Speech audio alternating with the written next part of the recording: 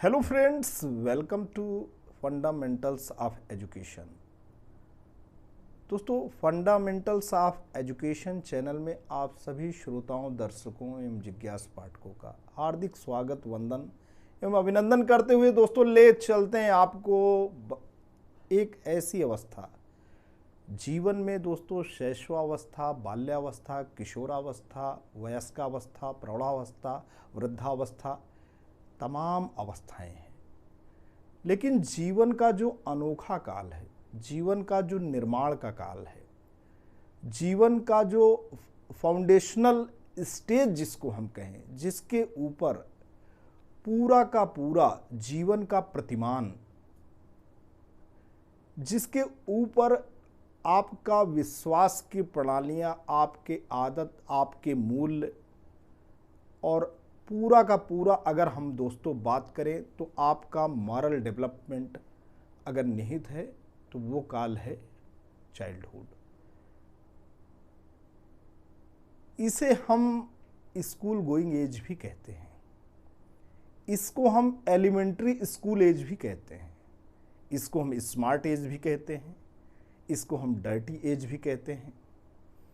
तो हम नहीं कहते हैं, इसको शिक्षाविद और मनोवैज्ञानिक कहते हैं। और क्यों कहते हैं उसके पीछे भी पर्याप्त यथोचित कारण है। बाल्यावस्था एक ऐसी अवस्था है जबकि शारीरिक और मानसिक जो विकास है होते रहते हैं। ऐसा नहीं, विकास दोस्तों जीवन पर्यंत चलने वाली प्रक्रिया है। कभी भी विकास की अगर हम बात करेंगे तो ये लाइफ लॉन्ग प्रोसेस है। अगर हम ग्रोथ की बात करेंगे तो ग्रोथ तो धीमी और तेज हो सकती है, लेकिन डेवलपमेंट की बात करेंगे तो it is a continuous and life long process. तो ये जो शारीरिक और मानसिक विकास है बाल्यावस्था में आकर के एक ऐसी आदर्श स्थिति बनाता है कि एकदम स्टेबिलिटी सी आ जाती है। शैशवावस्था में जो शारीरिक और मानसिक विकास है बहुत तेज से होता है, लेकिन बाल्यावस्था में एक आदर्श स्थिति रहती है। क्यों रहती है? अब हम कुछ बातें करेंगे व्हाइट बोर्ड पे। आप इधर थोड़ा मुखातिब हो लें दोस्तों। 6 से 12 वर्ष की अवस्था ज़्यादातर जो शिक्षाविद हैं, ज़्यादातर मनोवैज्ञानिक हैं, उनमें आम सहमति है। वैसे तो हरलॉक, रास और तमाम जो शिक्षाविद हैं, मनोवैज्ञानिक हैं, उन्होंने माना है कि बाल्यावस्था की एज ये है, अमुक है, लेकिन एक आम सहमत बनी है 6 से 12 वर्ष की जो अवस्था है ये जो है बाल्यावस्था की अवस्था है। और रास मानते हैं 3 से 6 वर्ष की अवस्था, जिसको हम प्राक स्कूल की उम्र भी कहते हैं, प्री प्राइमरी स्टेज कहते हैं, जिसको हम बालवाड़ी या आंगनबाड़ी में जो बच्चे जाते हैं, जिसको प्ले ग्रुप में जो बच्चे स्कूल्स में जाते हैं, वो 3 से 6 वर्ष की अवस्था होती है, पूर्व बाल्यावस्था, जिसको मनोवैज्ञानिक रास मानते हैं 3 से 6 वर्ष की अवस्था जो है कैसी है, प्री चाइल्डहुड की स्टेज है। हम यहाँ चाइल्डहुड की स्टेज की बात कर रहे हैं। ये मानव विकास का अनोखा काल है। प्रारंभिक विद्यालय की आयु है, एलिमेंट्री स्कूल एज है, चुस्ती की आयु है, स्मार्ट एज है। क्यों है? क्योंकि दौड़ रहा है बच्चा, अपने काम में लगा हुआ है, पूरी तरीके से दौड़ रहा है, धूप रहा है। अच्छा, इसको डर्टी एज क्यों कहेंगे?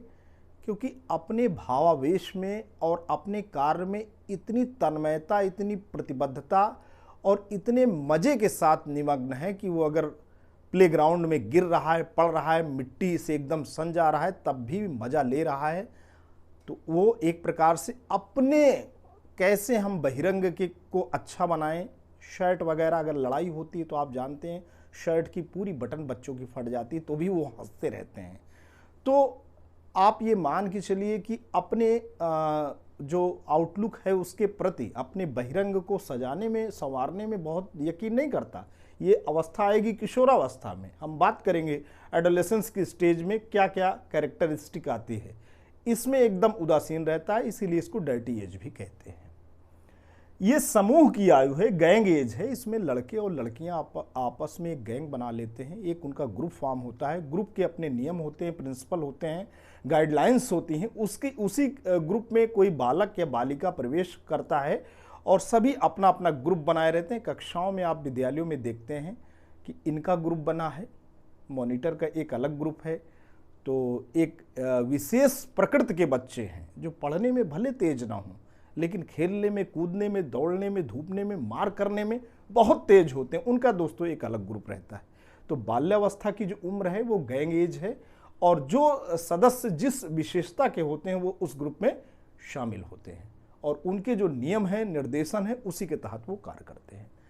अच्छा, यहाँ पे हालिंगवर्थ नामक मनोवैज्ञानिक ने ये कहा है कि ये मोरोन हर्डल यानी क्षीण बौद्धिक बाधा की अवस्था है। तो क्षीण बौद्धिक बाधा की बात ये करेंगे, बच्चा भावावेश में काम करता है और परिणाम की अपेक्षा नहीं करता है, आगम दृष्टि का अभाव होता है। जैसे जो वयस्क होते हैं वो दूर दृष्टि के हिसाब से काम करते हैं कि जो भी मैं काम करूंगा उसका क्या रिजल्ट आएगा, यानी अगर रिजल्ट गड़बड़ आएगा तो हम उस काम को नहीं करेंगे।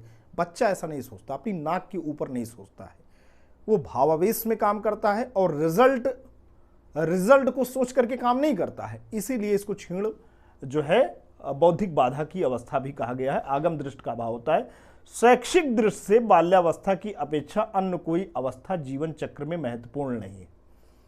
इसको दोस्तों ब्लेयर, जोन्स और सिम्पसन ने कहा है कि एजुकेशनल व्यू पॉइंट से अगर हम देखें तो जीवन की कोई अवस्था उतनी महत्वपूर्ण नहीं है जितनी कि बाल्यावस्था है।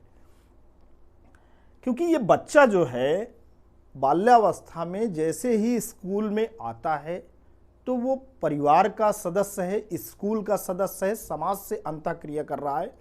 तो आप ये मान के चल सकते हैं कि इसी के बीच में फैमिली, स्कूल और सोसाइटी के बीच में बच्चे का हैबिट डेवलप करता है, बिहेवियर का पैटर्न डेवलप करता है, कैरेक्टर का भी उसका डेवलपमेंट होता है और अस्थायी भाव भी उसके अंदर विकसित होते हैं दोस्तों। तो शारीरिक एवं मानसिक विकास में स्थायित्व हो जाता है, बच्चा आत्मनिर्भर हो जाता है। आत्मनिर्भर क्यों हो जाता है? क्योंकि शैशवावस्था में बच्चा क्या रहता है? फुली इंट्रोवर्ट रहता है, मदर के ऊपर बेस्ड रहता है, अपनी बेसिक नीड्स को फुलफिल करने के लिए अपने माँ बाप के ऊपर पूरी तरीके से निर्भर रहता है। यहाँ पे ऐसी बात नहीं, सामूहिकता की भावना आ जाती है, ए स्पिरिट ऑफ ग्रेगेरियसनेस। बच्चा क्या करता है? खेल कूद का जो मैदान होता है उसमें सामूहिक जो गेम होते हैं उसमें वो शामिल होता है।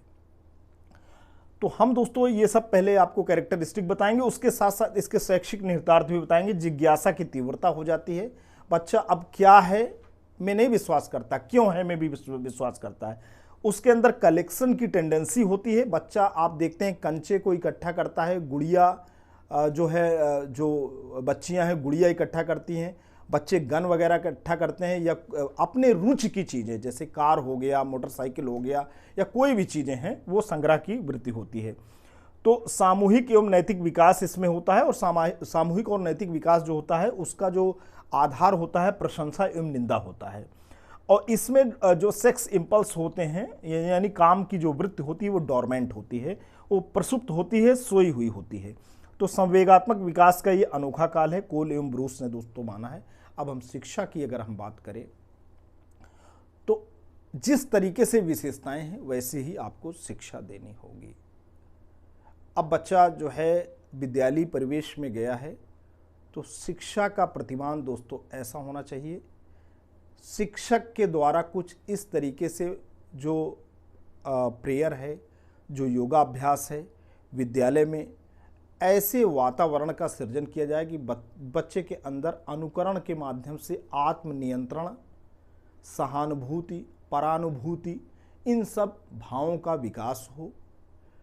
अब संग्रह की वृत्ति है तो बच्चों को क्या करना है? अच्छी किताबें बच्चे संग्रह करें, या जीवन में ऐसी बातों का उनके अंदर कलेक्शन हो, संग्रह हो, जो कि एक्सेप्टेबल बिहेवियर्स हैं, उसको भी वो कर सकते हैं। तो इस तरीके से दोस्तों हम बाल्यावस्था की विशेषताओं के बारे में चर्चा कर रहे हैं। और सबसे बड़ी बात यह है कि ये जो है इसमें मोरल डेवलपमेंट की अगर हम बात करें तो बच्चे का जो इमोशनल जो डेवलपमेंट है, जो उसका सांवेगिक विकास है, जैसे कुछ व्यवहार प्रतिमान ऐसे होते हैं जो कि समाज के लिए, व्यक्ति के लिए हानिकारक होते हैं, तो उसकी अपेक्षा जो कि समाज में स्वीकार्य व्यवहार हैं, उसका उन सामाजिक जो स्वीकार व्यवहार हैं जो बच्चों के स्तर पे हों उनका दमन नहीं करना चाहिए।